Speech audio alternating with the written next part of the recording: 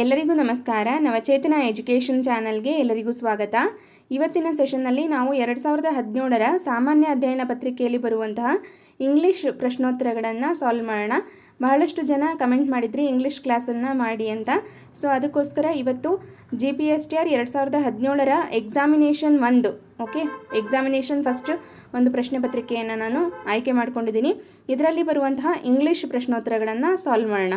ಕನ್ನಡ ಪ್ರಶ್ನೋತ್ತರಗಳು ಸುಲಭವಾಗಿರುತ್ತೆ. ಇದನ್ನು ಕೂಡ ನಾನು ಮುಂದಿನ ದಿನಗಳಲ್ಲಿ ಸಾಲ್ವ್ ಮಾಡ್ತೀನಿ. 1ರಿಂದ 25ನೇ ಪ್ರಶ್ನೆವರೆಗೂ ನಮಗೇನಿರುತ್ತೆ, ಕನ್ನಡ ಪ್ರಶ್ನೋತ್ತರಗಳಿರುತ್ತೆ. ಪ್ರತಿಯೊಂದಕ್ಕೂ ಒಂದೊಂದು ಅಂಕ ಇರುತ್ತೆ. 25 ಪ್ರಶ್ನೋತ್ತರಗಳಾದಮೇಲೆ ನಮಗೆ 26ನೇ ಪ್ರಶ್ನೆಯಿಂದ ಇಂಗ್ಲೀಷ್ ಕ್ವಶನ್ಸು ಆರಂಭ ಆಗುತ್ತೆ. ಈಗ 26ನೇ ಪ್ರಶ್ನೆಗೆ ನಮಗೊಂದು ಪ್ಯಾಸೇಜ್ ಕೊಟ್ಟಿರ್ತಾರೆ. 26ರಿಂದ 30ನೇ ಪ್ರಶ್ನೆವರೆಗೂ ಒಟ್ಟು 5 ಪ್ರಶ್ನೆಗಳಿಗೆ ಪ್ಯಾಸೇಜನ್ನು ಕೊಟ್ಟಿರ್ತಾರೆ. ಪ್ಯಾಸೇಜಲ್ಲಿ ನೀವು ಸುಲಭವಾಗಿ ಉತ್ತರವನ್ನು ಆಯ್ಕೆ ಮಾಡಿ OMR ಅಲ್ಲಿ ಮಾರ್ಕ್ ಮಾಡ್ಬೋದು. ಸೊ ಹಾಗಾಗಿ ನಾನು ಪ್ಯಾಸೇಜನ್ನು ಇಲ್ಲಿ ಸಾಲ್ವ್ ಮಾಡಲ್ಲ, ಯಾಕಂದರೆ ಪ್ರತಿ ಬಾರಿ ಬೇರೆ ಬೇರೆ ಪ್ಯಾಸೇಜ್ಗಳನ್ನ ಕೊಟ್ಟಿರ್ತಾರೆ. ಸೊ ನೆಕ್ಸ್ಟು ನಾವು ನೇರವಾಗಿ 31ನೇ ಪ್ರಶ್ನೆಗೆ ಹೋಗೋಣ. 31ನೇ ಪ್ರಶ್ನೆಯಿಂದ ನಮಗೆ ವ್ಯಾಕರಣಾಂಶಗಳ ಮೇಲೆ ಪ್ರಶ್ನೆಗಳನ್ನು ಕೇಳ್ತಾರೆ. ಸೊ ಹಾಗಾಗಿ ಇಂಗ್ಲೀಷ್ ಗ್ರಾಮರನ್ನು ನೀವು ಸರಿಯಾಗಿ ಅಭ್ಯಾಸ ಮಾಡಬೇಕು. ಆರ್ಟಿಕಲಿಂದ ಹಿಡಿದು ಪ್ರತಿಯೊಂದನ್ನು ಅಭ್ಯಾಸ ಮಾಡ್ತಾ ಹೋಗಬೇಕಾಗತ್ತೆ. ಎಲ್ಲ ವ್ಯಾಕರಣಾಂಶಗಳಿಂದ ಒಂದೊಂದು ಅಂಶಗಳನ್ನು ಆಯ್ಕೆ ಮಾಡಿಕೊಂಡು ಒಂದೊಂದು ಪ್ರಶ್ನೆಯನ್ನು ಕೇಳಿರ್ತಾರೆ. ಸೊ ಈಗ ಆ್ಯಕ್ಟಿವ್ ವಾಯ್ಸ್ ಮತ್ತು ಪ್ಯಾಸಿವ್ ವಾಯ್ಸ್ ಮೇಲೆ ಒಂದು ಪ್ರಶ್ನೆಯನ್ನು ಕೇಳಿದ್ದಾರೆ. 31ನೇ ಪ್ರಶ್ನೆ ಏನಿದೆ ಅಂತ ನೋಡೋಣ. 31ನೇ ಪ್ರಶ್ನೆ, he reads a story book, the passive voice of the sentence is ಅಂತ ಕೇಳಿದ್ದಾರೆ. ಈಗ ನಾವು ಕೊಟ್ಟಿರುವಂತಹ ಒಂದು ಆ್ಯಕ್ಟಿವ್ ವಾಯ್ಸನ್ನು ಪ್ಯಾಸಿವ್ ವಾಯ್ಸ್ ಆಗಿ ಕನ್ವರ್ಟ್ ಮಾಡಬೇಕು. ನಾವು ಈ ರೀತಿ ಕನ್ವರ್ಟ್ ಮಾಡುವಾಗ ಮೊದಲು ಸಬ್ಜೆಕ್ಟ್ ಯಾವುದು, ವರ್ಬ್ ಯಾವುದು, ಆಬ್ಜೆಕ್ಟ್ ಯಾವುದು ಅಂತ ಗುರುತಿಸ್ಕೊಳ್ಬೇಕು. ಇಲ್ಲಿ ಹಿ ಅನ್ನೋದು ಸಬ್ಜೆಕ್ಟ್, ರೀಡ್ಸ್ ಅನ್ನೋದು ವರ್ಬ್, ಎ ಸ್ಟೋರಿ ಬುಕ್ ಅನ್ನೋದು ಆಬ್ಜೆಕ್ಟ್ ಆಗುತ್ತೆ. ನಮಗಿಲ್ಲಿ ಪ್ಯಾಸಿವ್ ವಾಯ್ಸಿಗೆ ಕನ್ವರ್ಟ್ ಮಾಡಲಿಕ್ಕೆ ಕೊಟ್ಟಿದ್ದಾರಲ್ವ. ಈ ರೀತಿ ಪ್ಯಾಸಿವ್ ವಾಯ್ಸಿಗೆ ಕನ್ವರ್ಟ್ ಮಾಡುವಾಗ ಎ ಸ್ಟೋರಿ ಬುಕ್ ಅನ್ನುವಂತಹ ಆಬ್ಜೆಕ್ಟ್ ಏನಾಗುತ್ತೆ, ನಮಗೆ ನ್ಯೂ ಸಬ್ಜೆಕ್ಟ್ ಆಗುತ್ತೆ. ಈಗ ನಾವಿಲ್ಲಿ ಆನ್ಸರ್ ಬರ್ಕೊಳ್ಳೋಣ. ಅನಂತರ ಆಪ್ಷನಲ್ಲಿ ಇದು ಇದೆಯಾ ಅಂತ ಚೆಕ್ ಮಾಡೋಣ. ಎ ಸ್ಟೋರಿ ಬುಕ್ ಅಂತ ಮೊದಲು ಬರ್ಕೊಳ್ಳೋಣ.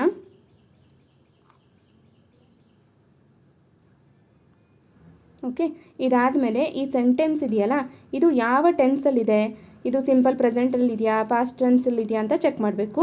ಹಿ ರೀಡ್ಸ್ ಅಂತ ನೀವು ನೋಡಿದ ತಕ್ಷಣವೇ ಗೊತ್ತಾಗಬೇಕು ಇದು ಸಿಂಪಲ್ ಪ್ರೆಸೆಂಟ್ ಟೆನ್ಸಲ್ಲಿ ಇದೆ ಅಂತ. ಹಾಗಾಗಿ ನಾವಿಲ್ಲಿ ಈಸ್ ಫಾರ್ಮನ್ನು ಯೂಸ್ ಮಾಡಬೇಕು.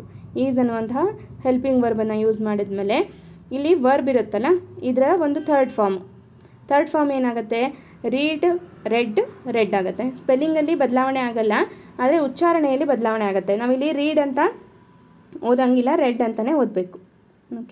A story book is red by ಅನ್ನೋದನ್ನು ಬರಿಬೇಕು. ಯಾರಿಂದ ಅಂತ ನಾವು ಇಲ್ಲಿ ಹೇಳಬೇಕಲ್ವ. ಸೊ ಹಾಗಾಗಿ ಬೈ ಅನ್ನೋದನ್ನು ಯೂಸ್ ಮಾಡಿ, ಅನಂತರ ಹಿ ಅನ್ನೋದು ನಮಗೆ ಹಿಮ್ ಆಗಿ ಕನ್ವರ್ಟ್ ಆಗುತ್ತೆ. ಈಗ ಅದೇ ಒಂದು ವೇಳೆ ಶಿ ಅಂತ ಇದ್ದರೆ ಹರ್ ಅಂತ ಆಗ್ತಿತ್ತು. ಈ ಚೇಂಜಸ್ನೆಲ್ಲ ನಾವು ಆ್ಯಕ್ಟಿವ್ ವಾಯ್ಸ್ ಪ್ಯಾಸಿವ್ ವಾಯ್ಸ್ನ ಕಲಿಯುವಾಗ ಕರೆಕ್ಟಾಗಿ ಕಲ್ತಿರಬೇಕು. ನಾನಿಲ್ಲಿ ಪೂರ್ತಿ ಡೀಟೇಲಾಗಿ ಹೇಳೋಕ್ಕೆ ಹೋದರೆ ಇದೇ ಒಂದು ಪೂರ್ತಿ ಕ್ಲಾಸ್ ಆಗಿಬಿಡುತ್ತೆ. ಜಸ್ಟ್ ಈ ಒಂದು ಕ್ವಶನನ್ನು ಯಾವ ರೀತಿ ಸಾಲ್ವ್ ಮಾಡೋದು ಅನ್ನೋದನ್ನು ಹೇಳ್ತಾ ಇದ್ದೀನಿ. ಈಗ ನಮಗೆ ಸಿಕ್ತು ನೋಡಿ answer. A story book is red by him. ಈ ಆಪ್ಷನ್ನು ನಮಗೆ ಕೊಟ್ಟಿದ್ದಾರಾ ಅಂತ ನೋಡಿ ನಾವು ಉತ್ತರವನ್ನು ಆಯ್ಕೆ ಮಾಡಬೇಕಾಗತ್ತೆ. ಸೊ ಇದರಲ್ಲಿ ನೋಡೋಣ. ಈಗ ನೀವು ಇಲ್ಲಿ ನೋಡ್ಕೊಳ್ಳಿ, ಇದು ಡಿಲೀಟ್ ಆಗುತ್ತೆ. A story book is red by him ಅಂತ ನೋಡ್ಕೊಳ್ಳೋಣ. ಈಗ ಇದೆಯಾ ಇದರಲ್ಲಿ ಅಂತ ನೋಡೋಣ. ಆಪ್ಷನ್ ಎ ಅಲ್ಲಿ ಏನಿದೆ, ವಾಸ್ ಇದೆ. ಎ ಸ್ಟೋರಿ ಬುಕ್ ವಾಸ್ ಅಂತ ಇದೆ. ಸೊ ಇದಾಗಲ್ಲ. ಅನಂತರ A story book is red by him ಅಂತ ಇದೆ. ಸೊ ಇದು ನಮ್ಮ ಸರಿಯಾದಂಥ ಉತ್ತರ ಅಲ್ವಾ. ಹೀಗೆ ನಾವು ಆನ್ಸರನ್ನು ಫೈಂಡ್ ಔಟ್ ಮಾಡಬೇಕು. ಪ್ಯಾಸಿವ್ ವಾಯ್ಸಲ್ಲಿ ಮಾಡೋಕ್ಕೆ ಕೊಟ್ಟಾಗ ಆ್ಯಕ್ಟಿವ್ ವಾಯ್ಸಲ್ಲಿ ಒಂದು ಸೆಂಟೆನ್ಸ್ ಇರುತ್ತೆ, ಅದನ್ನು ಕನ್ವರ್ಟ್ ಮಾಡುವಾಗ ಸಬ್ಜೆಕ್ಟು ವರ್ಬು ಆಬ್ಜೆಕ್ಟನ್ನು ನೋಡ್ಕೊಳ್ಬೇಕು. ಅನಂತರ ಆಬ್ಜೆಕ್ಟನ್ನು ನಾವು ಸಬ್ಜೆಕ್ಟಾಗಿ ಕನ್ವರ್ಟ್ ಮಾಡಿ ಫಸ್ಟಿಗೆ ಆಬ್ಜೆಕ್ಟನ್ನು ಸಬ್ಜೆಕ್ಟಾಗಿ ಮಾಡಿಕೊಂಡು ಸೆಂಟೆನ್ಸ್ ಯಾವ ಟೆನ್ಸಲ್ಲಿದೆ ಅಂತ ನೋಡ್ಕೊಳ್ಬೇಕಾಗತ್ತೆ. ಅನಂತರ ವರ್ಬಿನ ಥರ್ಡ್ ಫಾರ್ಮನ್ನು ಬರೆದು ಬೈ ಅನ್ನೋದನ್ನು ಬರೆದು ಅಲ್ಲಿ ಸಬ್ಜೆಕ್ಟಲ್ಲಿ ಏನಿರುತ್ತೋ ಅದು ಹಿ ಇದ್ದರೆ ಹಿಮ್ ಆಗುತ್ತೆ, ಶಿ ಇದ್ದರೆ ಹರ್ ಆಗುತ್ತೆ. ಸೊ ಇದನ್ನು ನಾವು ಫಾಲೋ ಮಾಡಿಕೊಂಡು ಚೇಂಜ್ ಮಾಡಬೇಕಾಗತ್ತೆ. ಸೊ ಇದು ಈ ರೀತಿ ಒಂದು ಆನ್ಸರ್ ಮಾಡುವಂತಹ ಕ್ರಮ ಆಗಿರುತ್ತೆ. ಆ್ಯಕ್ಟಿವ್ ವಾಯ್ಸ್ ಪ್ಯಾಸಿವ್ ವಾಯ್ಸನ್ನು ಕರೆಕ್ಟಾಗಿ ನೋಡ್ಕೊಡಿ, ಅದರಿಂದ 1 ಅಂಕದ ಪ್ರಶ್ನೆಯನ್ನು ಕೇಳ್ತಾರೆ. ಈಗ 2ನೇ ಪ್ರಶ್ನೆಯನ್ನು ನೋಡೋಣ.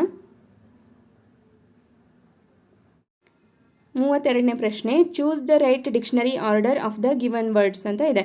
ಅಂದರೆ ಈಗ ಒಂದು ಡಿಕ್ಷನರಿಯಲ್ಲಿ ವರ್ಡ್ಸನ್ನು ಯಾವ ರೀತಿ ಅನುಕ್ರಮವಾಗಿ ಜೋಡಿಸಿರ್ತಾರಲ್ವ ಅದೇ ರೀತಿಯಾಗಿ ಕೊಟ್ಟಿರುವಂತಹ ಶಬ್ದಗಳನ್ನು ವರ್ಡ್ಸ್ಗಳನ್ನ ನಾವು ಜೋಡಿಸ್ಬೇಕಾಗತ್ತೆ. ಈಗ ಕೊಟ್ಟಿರುವಂತಹ 4 ಆಪ್ಷನ್ನಲ್ಲಿ ಮೊದಲನೇ ಆಪ್ಷನ್ ನೋಡಿ, ಫಸ್ಟ್ ಅರೇಂಜ್ ಅಂತ ಇದೆ, ಆ್ಯಪಲ್ ಅಂತ ಇದೆ, ಎಜಿಲಿಟಿ ಅಂತ ಇದೆ, ಎಬಿಲಿಟಿ ಅಂತ ಇದೆ. ಈಗ ನಮಗೆ ಆರ್ಡರ್ ವೈಸಲ್ಲಿ ಬರಬೇಕು ಅಂದರೆ ಎ ಬಿ ಅನ್ನೋದು ಮೊದಲು ಬರಬೇಕು ಅಲ್ವಾ, ಎ ಆದಮೇಲೆ ಬಿ ಅನ್ನುವಂತಹ ಆಲ್ಫಾಬೆಟ್ ಬರಬೇಕು. ಇದನ್ನು ಇಲ್ಲಿ ಕೊಡಬೇಕಿತ್ತಲ್ವ ಅವರು, ಇಲ್ಲಿ ಫಸ್ಟಿಗೆ ಕೊಟ್ಟಿದ್ರೆ ಇದು ಆಪ್ಷನ್ನು ನಾವು ಚೆಕ್ ಮಾಡ್ಬೋದಿತ್ತು, ಬಟ್ ಇಲ್ಲಿ ಲಾಸ್ಟಿಗೆ ಕೊಟ್ಟಿರೋದ್ರಿಂದ ನಾವು ಇದನ್ನು ಈಸಿಯಾಗಿ ಎಲಿಮಿನೇಟ್ ಮಾಡ್ಬೋದು. ಇದು ಉತ್ತರ ತಪ್ಪಾಗತ್ತೆ ಅಂತ. ಇನ್ನು ಎರಡನೇದಾಗಿ ನೋಡೋಣ, ಇಲ್ಲಿ ಎಬಿಲಿಟಿ ಅಂತ ಇದೆ, ಎಬಿಲಿಟಿ ಅನ್ನೋದು ಮೊದಲಿಗೆ ಬರುತ್ತೆ. ಓಕೆ, ಎ ಬಿ ಆದಮೇಲೆ ನಮಗೆ ನೆಕ್ಸ್ಟ್ ಆರ್ ಬರುತ್ತಾ, ನಾವು ಆರ್ಡರ್ ವೈಸ್ ನೋಡಿಕೊಂಡಾಗ ಈಗ A B C D E F G ಬರಬೇಕು. ಇಲ್ಲಿ ಆರ್ ಮೊದಲು ಕೊಟ್ಟಿದ್ದಾರೆ, ಜಿ ಈ ಕಡೆ ಕೊಟ್ಟಿದ್ದಾರೆ, ಹೌದಾ. ಸೊ ಇದು ಈ ಎಜಿಲಿಟಿ ಅನ್ನೋದು ಇಲ್ಲಿಗೆ ಬರಬೇಕಿತ್ತು, ಇಲ್ಲಿಗೆ ಬಂದಿದ್ರೆ ಇದು ಸರಿಯಾಗಿರೋದು, ಬಟ್ ಇಲ್ಲಿ ಕೊಟ್ಟಿರೋದ್ರಿಂದ ಇಲ್ಲಿ ಆರ್ಡರ್ ವೈಸ್ ಇಲ್ಲ, ಇದನ್ನು ಎಲಿಮಿನೇಟ್ ಮಾಡಬೇಕು. ಓಕೆ, ನೆಕ್ಸ್ಟು ಸಿ ಆಪ್ಷನ್ ನೋಡಿ, ಎಬಿಲಿಟಿ ಅಂತ ಇಲ್ಲಿದೆ, ನೆಕ್ಸ್ಟ್ ಎಜಿಲಿಟಿ ಇದೆ, ಜಿ ಆದಮೇಲೆ ನೆಕ್ಸ್ಟ್ ನಮಗೆ ಆ್ಯಪಲ್, ಜಿ ಆದಮೇಲೆ ಯಾವ್ದು ಬರುತ್ತೆ, ಪಿ ಬರುತ್ತೆ, ಪಿ ಆದಮೇಲೆ ಪಿ ಕ್ಯೂ ಆರ್ ನೆಕ್ಸ್ಟ್ ಬರುತ್ತೆ. ಓಕೆ, ಆರ್ಡರ್ ವೈಸ್ ನಮಗೆ ಡಿಕ್ಷನರಿಯಲ್ಲಿ ಈ ರೀತಿ ಜೋಡಿಸಿರ್ತಾರೆ. ಸೊ ಹಾಗಾಗಿ ಇದು ಸರಿಯಾದಂಥ ಉತ್ತರ. ಆಲ್ಫಾಬೆಟ್ಗಳನ್ನ ನೋಡ್ಕೊಳ್ಳೋದು ಯಾವುದಾದ್ಮೇಲೆ ಯಾವ್ದು ಬರುತ್ತೆ ಅನ್ನೋದನ್ನು ನಾವು ಈಸಿಯಾಗಿ ಫೈಂಡ್ ಔಟ್ ಮಾಡಿ ಆನ್ಸರನ್ನು ಚೂಸ್ ಮಾಡ್ಬೋದು. ಓಕೆ, ಇಲ್ಲಿ ನೀವು ಏನು ಇದಕ್ಕೆ ಪ್ರಿಪ್ರೇಷನ್ ಮಾಡ್ಕೊಳ್ಳೋವಂತಹ ಅವಶ್ಯಕತೆ ಇಲ್ಲ, ಈಸಿಯಾಗಿ ನೀವು 1 ಮಾರ್ಕ್ಸನ್ನು ಪಡ್ಕೊಳ್ಬೋದು. ಓಕೆ, ನೆಕ್ಸ್ಟ್ ಇನ್ನು ನಮಗೆ ಆನ್ಸರ್ ಸಿ ಸಿಕ್ಕಿದೆ ಅಂದಮೇಲೆ ನೆಕ್ಸ್ಟ್ ನೀವು ಚೆಕ್ ಮಾಡೋದೇ ಬೇಡ, ಮುಂದಿನ ಪ್ರಶ್ನೆಗೆ ಹೋಗ್ಬೋದು ಅಲ್ವಾ. ಈಗ ಮುಂದಿನ ಪ್ರಶ್ನೆಯನ್ನು ನೋಡೋಣ. 33ನೇ ಪ್ರಶ್ನೆ, he says honesty is the best policy ಅಂತ ಇದೆ. ಇದನ್ನು ನಾವೇನು ಮಾಡಬೇಕು, the indirect form of the above sentence, direct ಸ್ಪೀಚಲ್ಲಿ ಕೊಟ್ಟಿರ್ತಾರೆ, ಇದನ್ನು ಇಂಡೈರೆಕ್ಟ್ ಸ್ಪೀಚಾಗಿ ನಾವು ಕನ್ವರ್ಟ್ ಮಾಡಬೇಕಾಗತ್ತೆ. ಈಗ ನಾವು ಈ ರೀತಿ ಕೊಟ್ಟಾಗ ಕೊಟ್ಟಿರುವಂತಹ ಒಂದು ಸೆಂಟೆನ್ಸ್ ಏನಿದೆ ಅದು ಒಂದು ಪ್ರಾವರ್ಬ ಅಥವಾ ಒಂದು ಸಿಂಪಲ್ ಸೆಂಟೆನ್ಸ ಅನ್ನೋದನ್ನು ನೋಡ್ಕೊಳ್ಬೇಕು. ಓಕೆ, ಇಲ್ಲಿ honesty is the best policy ಅನ್ನೋದು ಒಂದು ಪ್ರಾವರ್ಬ್ ಇದು. ಓಕೆ, ಅಂದರೆ ಒಂದು ಗಾದೆ ಮಾತಾಗಿ ನಾವು ಇದನ್ನು ಬಳಸ್ತೀವಿ, ಹಾಗಾಗಿ ಇದರಲ್ಲಿ ಏನೇ ಚೇಂಜಸ್ಸನ್ನು ನಾವು ಮಾಡೋಂಗಿಲ್ಲ. ಈಗ ಪ್ರಾಮಾಣಿಕತೆ ಅನ್ನೋದು ಈಗ ನಮಗೆ ಚೇಂಜಸ್ ಆಗದೇ ಇರುವಂಥದ್ದು. ಪ್ರಾಮಾಣಿಕತೆ ಯಾವಾಗಲೂ ಕೂಡ ಒಂದು ಒಳ್ಳೆಯ ಅಂಶವೇ ಹೊರತು ಈಗ ಮುಂಚೆ ಅದು ಒಳ್ಳೆಯ ಅಂಶ ಆಗಿತ್ತು, ಈಗ ಇನ್ನು ಮುಂದೆ ಅದು ಒಳ್ಳೆಯ ಅಂಶ ಆಗಿರಲ್ಲ ಅನ್ನುವಂತಹ ಯಾವುದೇ ಒಂದು ಚೇಂಜಸ್ ಆಗಲ್ಲ. ಹಾಗಾಗಿ ಪ್ರಾವರ್ಬ್ಗಳು ಬಂದಾಗ ನಾವು ಇಲ್ಲಿ ಏನನ್ನೂ ಚೇಂಜಸ್ ಮಾಡ್ದೇ ಇದನ್ನು ನಾವು ಡೈರೆಕ್ಟ್ ಸ್ಪೀಚನ್ನು ಇಂಡೈರೆಕ್ಟ್ ಸ್ಪೀಚಾಗಿ ಕನ್ವರ್ಟ್ ಮಾಡಬೇಕು. He says that, he says ಅನ್ನೋದನ್ನು ಹಾಗೆ ಬರಿಬೇಕು, ಅನಂತರ ಇಲ್ಲಿ ದಟ್ ಬರುತ್ತೆ. He says that honesty is the best policy. So ಇಲ್ಲಿ ಏನೂ ಚೇಂಜಸ್ ಮಾಡೋಂಗಿಲ್ಲ, ಇದು ಏನಿರುತ್ತೋ ಅದನ್ನು ಹಾಗೆ ಬರಿಬೇಕಾಗತ್ತೆ. He says that honesty is the best policy ಅನ್ನೋದು ಸರಿಯಾದಂತಹ ಉತ್ತರ ಆಗುತ್ತೆ. ಸೊ ಇಲ್ಲಿ ಉತ್ತರ ಏನಿದೆ ಅಂತ ನೋಡೋಣ, ಆಪ್ಷನಲ್ಲಿ ಇದೆಯಾ ಅಂತ. Okay, he says that honesty is the best policy ಅನ್ನೋದು ಸರಿಯಾದಂಥ ಉತ್ತರ, ಆಪ್ಷನ್ ಎ. ನಾವು ಯಾವುದೂ ಚೇಂಜಸನ್ನು ಮಾಡಬಾರ್ದು, ಯಾಕಂದರೆ honesty is the best policy ಅನ್ನೋದು ಒಂದು ಪ್ರಾವರ್ಬ್ ಆಗಿರುತ್ತೆ. ಈಗ ಅದೇ ರೀತಿ work is worship, work is worship ಅನ್ನೋದು ಕೂಡ ಒಂದು ಯೂನಿವರ್ಸಲ್ ಟ್ರುತ್ ಅದು ಅಲ್ವಾ, ಒಂದು ಪ್ರಾವರ್ಬ್ ಆಗಿರೋದ್ರಿಂದ ಅಲ್ಲೂ ಕೂಡ ಚೇಂಜಸ್ ಮಾಡೋಂಗಿಲ್ಲ. ಹಿ ಸೇಸ್ ದಟ್, ಫಾರ್ ಎಕ್ಸಾಂಪಲ್ ಈಗ ನಿಮಗೆ he says work is worship ಅಂತ ಕೊಟ್ಟಿದ್ದಾಗ ನೀವು ಅದನ್ನು ಕೂಡ ಸೇಮ್ ಇದೇ ರೀತಿಯೇ ಚೇಂಜಸ್ ಮಾಡಬೇಕು. He says that work is worship. Okay, ಇಲ್ಲಿ ಈಸ್ ಇರೋದು ವಾಸ್ ಆಗೋದಾಗಲಿ ಅಥವಾ ಏನೂ ಚೇಂಜಸ್ ಆಗಲ್ಲ. ಓಕೆನಾ. ಸೊ ಈಗ ನೆಕ್ಸ್ಟು ಪ್ರಶ್ನೆಯನ್ನು ನೋಡೋಣ. ನಮಗಿಲ್ಲಿ ಉತ್ತರ ಸಿಕ್ತಲ್ವ, he says that honesty is the best policy ಅನ್ನೋದು ಸರಿಯಾದಂಥ ಉತ್ತರ. ಇನ್ನು ಮುಂದಿನ ಪ್ರಶ್ನೆ 34ನೇ ಪ್ರಶ್ನೆ, dash I know your name please he requested, the correct modal auxiliary verb to used here is ಅಂತ ಇದೆ. ಈಗ ಒಂದು ಕೊಟ್ಟಿರುವಂತಹ ಸೆಂಟೆನ್ಸಲ್ಲಿ ಒಂದು ರಿಕ್ವೆಸ್ಟಿಂಗ್ ಫಾರ್ಮ್ ಇದೆ. ಓಕೆ, ಒಂದು ರಿಕ್ವೆಸ್ಟ್ ಮಾಡ್ತಾ ಇರೋದು, ಹಾಗಾಗಿ ನಾವಿಲ್ಲಿ ಯಾವ ಒಂದು ಮಾಡಲ್ ಆಕ್ಸಿಲರಿ ವರ್ಬನ್ನು ಯೂಸ್ ಮಾಡ್ಬೋದು ಅಂತ ಕೇಳಿದ್ದಾರೆ. Might, shall, will, may. ಈಗ ನಮಗೆ ಕೊಟ್ಟಿರುವಂತಹ ಸೆಂಟೆನ್ಸಲ್ಲಿ ನಾವು ಮೈಟ್, ಶೆಲ್, ವಿಲ್ ಇದನ್ನು ಆ್ಯಡ್ ಮಾಡಿದಾಗ ಒಂದು ಸೆಂಟೆನ್ಸ್ ಕರೆಕ್ಟ್ ಅಂತ ಅನಿಸಲ್ಲ. ನಾವು ಮೇ ಅನ್ನೋದನ್ನು ಯೂಸ್ ಮಾಡಿದ್ರೆ ಒಂದು ನಮಗೆ ಕರೆಕ್ಟಾಗಿರುವಂತಹ ಆಕ್ಸಿಲರಿ ವರ್ಬ್ ಸಿಗುತ್ತೆ. May I know your name please ಅಂತ ನಾವು ಸಾಮಾನ್ಯವಾಗಿ ಬಳಸ್ತೀವಿ. ಈಗ ನಾವು ಜನರಲ್ ಆಗಿ ಇಂಗ್ಲೀಷ್ ಓದ್ತಾ ಇರ್ತೀವಿ, ನೋಡ್ತಾ ಇರ್ತೀವಿ, ಯಾವುದು ಸರಿಯಾಗಿರುವಂತಹ ಒಂದು ಆಕ್ಸಿಲರಿ ವರ್ಬ್ ಅನ್ನೋದು ನಮ್ಗೆ ಈಸಿಯಾಗಿ ಗೊತ್ತಾಗುತ್ತೆ. ಇದಕ್ಕೆ ನೀವು ಇಂಗ್ಲೀಷ್ ಕರೆಕ್ಟಾಗಿ ಪ್ರಿಪೇರ್ ಆಗಿರಲೇಬೇಕು ಅನ್ನುವಂಥದ್ದು ಇಲ್ಲ. ಏನೂ ಓದದೇ ಇದ್ರೂ ಕೂಡ ಈಸಿಯಾಗಿ ನಾವು ಜನರಲ್ ಆಗಿ ಯೂಸ್ ಮಾಡುವಂತಹ ಸೆಂಟೆನ್ಸ್ ಇದು. May I know your name please ಅನ್ನೋದು ನಾವು ರಿಕ್ವೆಸ್ಟ್ ಮಾಡುವಾಗ ಕೇಳುವಂಥದ್ದು, ಹಾಗಾಗಿ ಮೇ ಅನ್ನೋದು ಸುಲಭವಾಗಿ ಗೊತ್ತಾಗುತ್ತೆ. ಓಕೆ, ಸೊ ನೆಕ್ಸ್ಟ್ ಪ್ರಶ್ನೆಯನ್ನು ನೋಡೋಣ. 35ನೇ ಪ್ರಶ್ನೆ, no other park is as beautiful as Lalbagh ಅಂತ ಕೊಟ್ಟಿದ್ದಾರೆ. The superlative degree of the sentence. ಈಗ ನಾವು ಡಿಗ್ರಿ ಆಫ್ ಕಂಪ್ಯಾರಿಸನಲ್ಲಿ 3 ಟೈಪ್ಸನ್ನು ನೋಡ್ತೀವಿ. ಪಾಸಿಟಿವ್ ಡಿಗ್ರಿ, ಕಂಪ್ಯಾರಿಟಿವ್ ಡಿಗ್ರಿ ಮತ್ತು ಸೂಪರ್ಲೇಟಿವ್ ಡಿಗ್ರಿ ಅಂತ. ಪಾಸಿಟಿವ್ ಡಿಗ್ರಿ ಅಂದರೆ ಈಗ ಒಂದು ವಸ್ತು ಅಥವಾ ಒಬ್ಬ ವ್ಯಕ್ತಿ ಅಥವಾ ಒಂದು ಸ್ಥಳದ ಬಗ್ಗೆ ನಾವು ಮಾತನಾಡುವಾಗ ಪಾಸಿಟಿವ್ ಡಿಗ್ರಿಯನ್ನು ಯೂಸ್ ಮಾಡ್ತೀವಿ. ಅಥವಾ ಈಗ ನೆಕ್ಸ್ಟ್ ಕಂಪ್ಯಾರಿಟಿವ್ ಡಿಗ್ರಿ ಅಂತ ಬರುತ್ತೆ, 2ನೇ ಪಾರ್ಟು. ಅದರಲ್ಲಿ ಒಂದು ವಸ್ತು ಇನ್ನೊಂದಕ್ಕಿಂತ ಸುಂದರವಾಗಿದೆ ಅಂತ ಹೇಳೋದಕ್ಕೆ ಒಂದು ಕಂಪ್ಯಾರಿಸನ್ ಆಗಿ ನಾವು ಯೂಸ್ ಮಾಡಿದ್ರೆ ಅದನ್ನು ಕಂಪ್ಯಾರಿಟಿವ್ ಡಿಗ್ರಿ ಅಂತ ಹೇಳ್ತೀವಿ. ಈಗ ಕೊಟ್ಟಿರೋದು ನಮಗೆ no other park is as beautiful as Lalbagh ಅಂದರೆ ಒಂದು ಕಂಪ್ಯಾರಿಸನ್ ಇದೆ, ಇದು ಕಂಪ್ಯಾರಿಟಿವ್ ಡಿಗ್ರಿಯಲ್ಲಿ ಇರುವಂಥದ್ದು. ಇದನ್ನು ನಾವು ಸೂಪರ್ಲೇಟಿವ್ ಡಿಗ್ರಿಯಾಗಿ ಮಾಡಬೇಕು ಅಂತ ಕೇಳಿದ್ದಾರೆ. ಸೊ ಇಲ್ಲಿ ಸರಿಯಾದಂಥ ಉತ್ತರವನ್ನು ನೋಡೋಣ. Lalbagh is most beautiful park of all the parks ಅಂತ ಇದೆ. ಈಗ ಇದು ಇಲ್ಲಿ ಕರೆಕ್ಟ್ ಆಗ್ತಿತ್ತು, ಆದರೆ ಇಲ್ಲಿ ಒಂದು ದ ಅನ್ನೋದನ್ನು ಬಳಸಬೇಕಿತ್ತು ಅವರು ಅಲ್ವಾ. ಇಲ್ಲಿ ನೋಡಿ, ಲಾಲ್ಬಾಗ್ ಈಸ್ ದ ಅನ್ನೋದು ಇಲ್ಲಿ ಕಂಪಲ್ಸರಿಯಾಗಿ ಬರಲೇಬೇಕು. ಓಕೆ, ಸೂಪರ್ಲೇಟಿವ್ ಡಿಗ್ರಿಯಲ್ಲಿ ನಾವು ಬಳಸುವಾಗ Lalbagh is the most beautiful park of all the parks ಅಂತ ಇದ್ದಿದ್ರೆ ಈ ಒಂದು ಉತ್ತರ ಸರಿಯಾಗೋದು. ಇಲ್ಲಿ ದ ಇಲ್ಲದೆ ಇರೋದ್ರಿಂದ ಇದು ತಪ್ಪಾಗುತ್ತೆ. Okay, so next Lalbagh is more beautiful than any other park ಅನ್ನೋದು ಕೂಡ ತಪ್ಪಾಗುತ್ತೆ. ಇಲ್ಲಿ ನೋಡಿ, ಇಲ್ಲಿ ಈಸ್ ಅಂತ ಇದೆಯಲ್ಲ, ಇದೇನು ಚೇಂಜಸ್ ಆಗಲ್ಲ. ಓಕೆ, ಈಸ್ ಅನ್ನೋದು ಇರಲೇಬೇಕು. ಇಲ್ಲಿ ವಾಸ್ ಅಂತ ಕೊಟ್ಟಿದ್ದಾರೆ 3rd ಆಪ್ಷನಲ್ಲಿ. Lalbagh was the most beautiful park of all the park ಅಂತ ಇದೆ. ಸೊ ಇದು ಕೂಡ ತಪ್ಪಾಗುತ್ತೆ. ನಮಗೆ ಸರಿಯಾದಂಥ ಉತ್ತರ Lalbagh is the most beautiful park of all the parks ಅನ್ನೋದು ಸರಿಯಾದಂಥ ಉತ್ತರ ಆಗುತ್ತೆ. ಸೊ ಈಗ ನಿಮಗೆ ಡಿಗ್ರೀಸ್ ಆಫ್ ಕಂಪ್ಯಾರಿಸನ್ ಮೇಲೆ ಒಂದು ಪ್ರಶ್ನೆ ಇರುತ್ತೆ ಅನ್ನೋದಾಯಿತು. ಅದನ್ನು ಕೂಡ ನೀವು ನೋಡ್ಕೊಳ್ಬೇಕಾಗತ್ತೆ. ಈಗ ನಾನು ಕ್ವಶನ್ ಪೇಪರನ್ನು ಸಾಲ್ವ್ ಮಾಡ್ತಾ ಇರುವಂಥ ಉದ್ದೇಶ ಏನು, ಯಾವ್ಯಾವ ಅಂಶವನ್ನು ನಾವು ಕವರ್ ಮಾಡಬೇಕು ಅನ್ನೋದನ್ನು ತಿಳ್ಕೊಳ್ಬೇಕು. ಅದಾದಮೇಲೆ ಆ ಒಂದು ಕಾನ್ಸೆಪ್ಟನ್ನು ಇಡಿಯಾಗಿ ನಾವು ಅಧ್ಯಯನ ಮಾಡಬೇಕಾಗತ್ತೆ. ಈಗ ನಾವೇನೇನು ನೋಡಿದ್ವಿ, ಮೊದಲನೇದಾಗಿ ಆ್ಯಕ್ಟಿವ್ ವಾಯ್ಸ್ ಪ್ಯಾಸಿವ್ ವಾಯ್ಸ್ ಮೇಲೆ ಪ್ರಶ್ನೆ ಬರುತ್ತೆ ಅಂತ ಗೊತ್ತಾಯಿತು. ಅನಂತರ ಡಿಕ್ಷನರಿ ಫಾರ್ಮ್ಯಾಟ್ ಮೇಲೆ ಒಂದು ಕ್ವಶನ್ ಇರುತ್ತೆ. ಆಮೇಲೆ ಡೈರೆಕ್ಟ್ ಇಂಡೈರೆಕ್ಟ್ ಸ್ಪೀಚ್ ಮೇಲೆ ಇರುತ್ತೆ. ಆಮೇಲೆ ಆಕ್ಸಿಲರಿ ವರ್ಬ್ಸ್ ಮೇಲೆ ಇರುತ್ತೆ. ಸೊ ಇದೆಲ್ಲವನ್ನು ನೀವು ಕಲಿತಾ ಹೋಗಬೇಕು ಅನ್ನುವಂಥ ಒಂದು ಅಂಶವನ್ನು ತಿಳಿಸೋದಕ್ಕೆ ಕ್ವಶನ್ ಪೇಪರನ್ನು ಸಾಲ್ವ್ ಮಾಡ್ತಾ ಇದ್ದೀನಿ. ಓಕೆ, ಈಗ ಡಿಗ್ರೀಸ್ ಆಫ್ ಕಂಪ್ಯಾರಿಸನನ್ನು ನಾವು ಕಲಿಬೇಕು, ನೋಟ್ ಮಾಡ್ಕೊಳ್ಳಿ. ಓಕೆ, ಸೊ ನೆಕ್ಸ್ಟ್ ಪ್ರಶ್ನೆಯನ್ನು ನೋಡೋಣ. 36ನೇ ಪ್ರಶ್ನೆ, children put on new clothes on festival days. The meaning of the underlined word is ಅಂತ ಇದೆ. ಅಂದರೆ ಒಂದು ಫ್ರೇಸಲ್ ವರ್ಬ್ ಮೇಲೆ ಕೇಳಿದ್ದಾರೆ. ಇಲ್ಲಿ ಪುಟ್ ಆನ್ ಅನ್ನೋದನ್ನು ನಾವು ಬಳಸಿದ್ದೀವಲ್ಲ, ಇದಕ್ಕೆ ಅರ್ಥ ಏನು ಅಂತ ಕೇಳಿದ್ದಾರೆ. ವೇರ್, ಪರ್ಚೇಸ್, ಗಿಫ್ಟ್, ಸ್ಟಿಚ್ ಅಂತ ಇದೆ. ಈಗ children wear new clothes on festival days ಅನ್ನೋದು ಸರಿಯಾದಂಥ ಉತ್ತರ ಆಗುತ್ತೆ. ಪುಟ್ ಆನ್ ಅನ್ನುವಂತಹ ಒಂದು ಫ್ರೇಸಲ್ ವರ್ಬಿಗೆ ವೇರ್ ಅನ್ನೋದು ಅರ್ಥ ಬರುತ್ತೆ. ಓಕೆ, ಸೊ ಹಾಗಾಗಿ ಆಪ್ಷನ್ 1 ಇಲ್ಲಿ ಸರಿಯಾದಂಥ ಉತ್ತರ.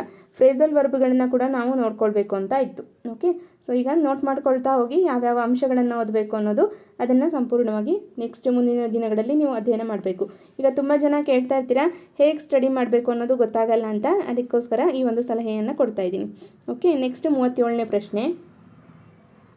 37ನೇ ಪ್ರಶ್ನೆ, we went to a function, the dash ಬ್ರ್ಯಾಕೆಟಲ್ಲಿ ಅರೇಂಜ್ ಅಂತ ಕೊಟ್ಟಿದ್ದಾರೆ. Of the function was very nice. The correct word to be filled in the blanks is ಅಂತ ಇದೆ.